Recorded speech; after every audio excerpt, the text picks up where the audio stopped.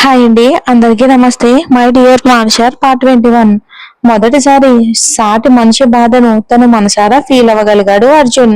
ఇప్పటి వరకు పవన్ చెప్పిందంతా కళ్ళకి కట్టినట్టు కనిపించినట్లు ఫీల్ అవుతూ మనసుకి చాలా కష్టంగా, ఏదో తెలియని బాధగా అనిపిస్తూ ఉంటే అప్పటికే కళ్ళ నీళ్లతో మోగబోయిన పవన్ భుజంపై ఓదార్పుగా చెయ్యేసి తట్టాడు అర్జున్. అర్జున్ స్పర్శకు తేరుకున్న పవన్ తన కన్నీళ్లు తుడుచుకుని అర్జున్ వైపు ఇబ్బందిగా చూస్తూ, సారీ అర్జున్ గారు, నేను చేసిన చిన్న సాయం ఈ రోజు మీ రోజంతా వేస్ట్ అయ్యేలా చేసింది. మీరేదో మా అక్క గురించి అడిగేసరికి నేను ఇలా అంటూ ఆగిపోయాడు. ఆ మాటలకి అర్జున్ పవన్ భుజం తడుతూ, నాకు నువ్వు మొదటి పరిచయంలోనే కనెక్ట్ అయితే నువ్వు చెప్పిన స్టోరీ అంతా కూడా నా మనసుకి కనెక్ట్ అయ్యింది పవన్. ఇందులో సారీ చెప్పడానికి ఏముంది? బట్ వన్ థింగ్, నువ్వు నాకు చేసిన హెల్ప్ చిన్నది మాత్రం కాదు పవన్ అని చెప్పాడు అర్జున్. ఆ మాటకి పవన్ కాస్త తేలిగ్గా ఫీల్ అవడంతో అర్జున్ అతని మొహంలో హావభావాలను పరిశీలిస్తూ, ఇఫ్ యూ డోంట్ మైండ్ ఆ తర్వాత ఏం జరిగిందో చెప్పు పవన్ అని అడిగాడు. అర్జున్ ఇంకలా అడిగేసరికి పవన్ మళ్ళీ గతం తాలూకు ఆలోచనలోకి వెళ్ళి, మా నాన్న ఊర్లోని ఆయన పరువు నిలబెట్టుకోవటం కోసం మా చిన్నక్కకి వెంటనే పెళ్లి చేసేయాలి అనుకున్నారు అర్జున్ గారు. మా చిన్నక్క నేనేం తప్పు చేయలేదు నాన్న అని ఎంత మొత్తుకున్నా, ఎంత బ్రతిమాలినా కూడా వినకుండా, తాతయ్య నానమ్మల మాట కూడా పట్టించుకోకుండా చిన్నక్కకైతే సంబంధాలు చూడడం మొదలు పెట్టారు మా నాన్న. అన్ని సంబంధాలు ఎలా చెడిపోయావో తెలియదు కానీ మాకు అమ్మాయి పద్ధతి నచ్చలేదు అని ఒకరు, అమ్మాయి చదువుకోలేదు అని మరొకరు, అలా ఏదో వంక చెప్పి మా చిన్నక్కని చూసి వెళ్ళిపోయేవారు. మాకు అమ్మాయి నచ్చలేదు అని చెప్పేవారు ప్రతి ఒక్కరూ కూడా. దాంతో ఇక నాన్న బాగా విసుకుపోయి ఆ కోపంలో అమ్మని తిడితే అమ్మ తన కోపాన్ని అక్కని కొట్టి తీర్చుకునేది అంట. అదే అదునుగా భావించిన మా స్వప్నక్క భర్త మా చిన్నక్కని చేసుకుంటాను అని అడగగానే నాన్న అసలు ముందు వెనుక ఆలోచించకుండా అతనితో డైరెక్ట్ గా పెళ్లికి ముహూర్తాలు పెట్టించేశారు. కనీసం అక్క ఇష్టం కూడా తెలుసుకునే ప్రయత్నం చేయకుండా.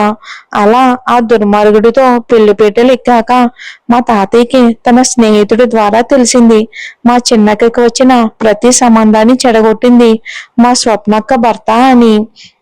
ఇక ఆ విషయం తెలిసాక మా తాతయ్య నానమ్మలు ఆ పెళ్లిని ఆపడానికి చాలా ట్రై చేశారు.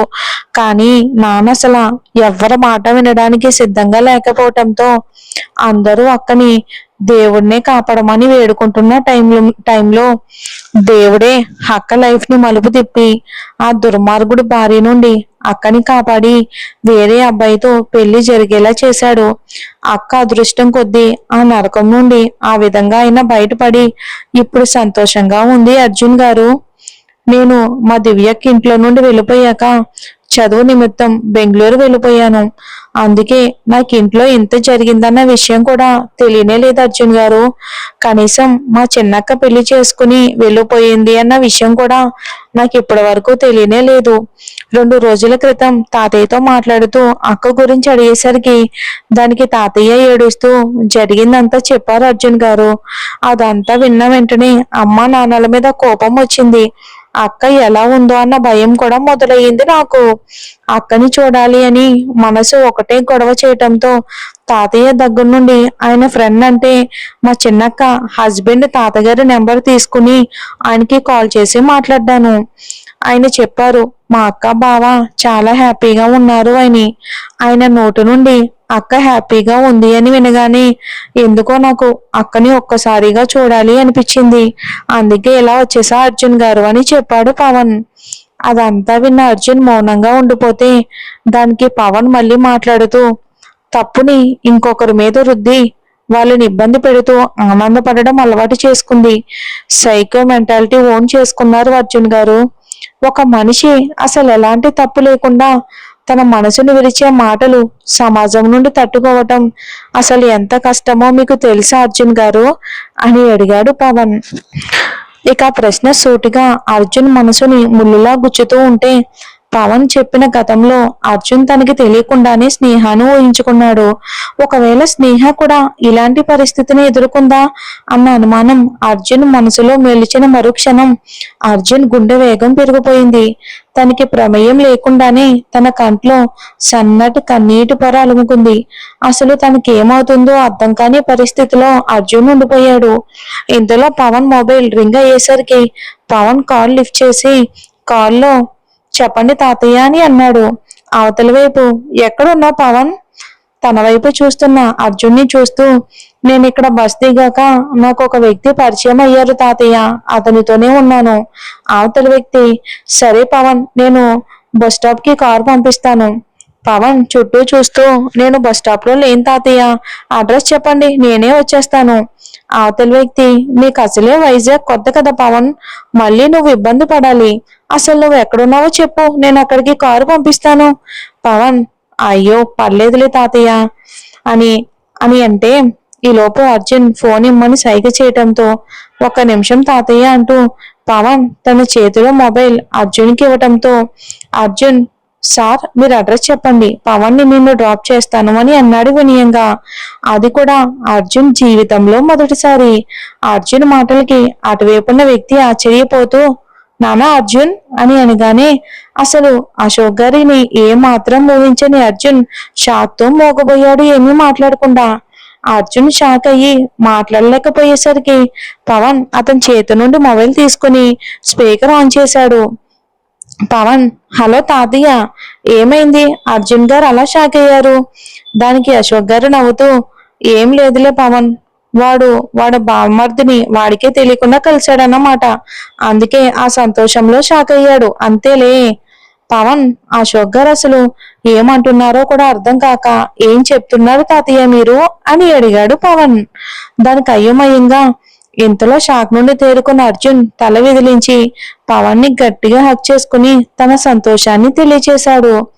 కానీ విషయం అర్థం కాని పవన్ అయోమయంగా ఏమైంది అర్జున్ గారు అని అడగగానే అర్జున్ తేరుకుని నవ్వుతూ పవన్ చేతి నుండి మొబైల్ తీసుకుని పవన్ ని నేను తీసుకొస్తాను తాతయ్య అంటూ కాల్ కట్ చేసి మొబైల్ పవన్ చేతికిచ్చి కారుని వాళ్ళ ఇంటికి పరుగులు పెట్టించాడు. దారిలో పవన్ ఏమైంది అని ఎంత అడుగుతున్నా సమాధానం చెప్పకుండా కార్ చిన్న సైజు బృందావనం లాంటి ఇంటి ముందు ఆపగానే పవన్ తన ప్రశ్నలకు బ్రేక్ వేసి ఇంటిని అర్జున్ని మార్చి మార్చి చూస్తూ ఇది ఎవరిల్లు అర్జున్ గారు? మీకు మా బావగారు వాళ్ళు ఇల్లు ఎలా తెలుసు? వాళ్ళ తాతయ్య ఎలా తెలుసు అని అడిగాడు. ఆ ప్రశ్నకు అర్జున్ నవ్వుతూ కారు దిగి అలా చూస్తూ ఉన్నాడు.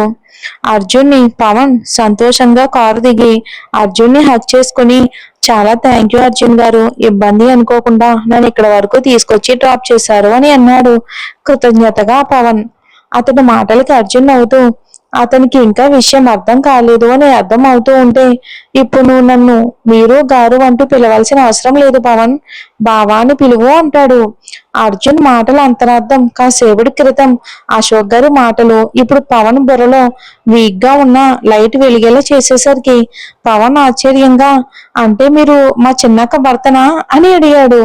ఆ ప్రశ్నకు అర్జున్ ఎలాంటి సమాధానం ఇవ్వలేక ఇక నవ్వేసరికి పవన్ సంతోషపడుతూ నేనెవరో తెలియకపోయినా నాకు హెల్ప్ చేయాలి అనుకున్న మంచి మనసు మీది, మీలాంటి వారు భర్తగా దొరకడం మా అక్క అదృష్టం. ఇన్నాళ్ళు అక్క అనుభవించిన నరకం నిజంగానే మీ ప్రేమతో మరిపించుంటారు. అక్కని సంతోషంగా చూడాలి అన్న నా కోరిక ఇప్పుడు మీ వల్ల నెరవేరబోతుంది అంటూ కన్నీళ్లతో నవ్వుతూ అర్జున్ని ప్రేమగా హక్ చేసుకుని ఉండిపోయాడు పవన్. పవన్ మాట్లాడిన ఒక్కొక్క మాట, పవన్ చెప్పిన స్నేహ గతం, తన పెళ్ళైన దగ్గర నుండి స్నేహతో ప్రవర్తించిన తీరు అన్ని అర్జున్ కళ్ళ ముందు మెదులుతూ గుండెను సూదుల్లా గుచ్చుతూ ఉంటే ఊపిరి తీసుకోవడం కూడా ఇబ్బందిగా అనిపించింది మన అర్జున్కి. మరి ఇప్పుడైనా అర్జున్లో మార్పు వస్తుందా? వస్తుంది, ఖచ్చితంగా వస్తుంది. చూద్దాం మరి ఏం జరుగుతుందో.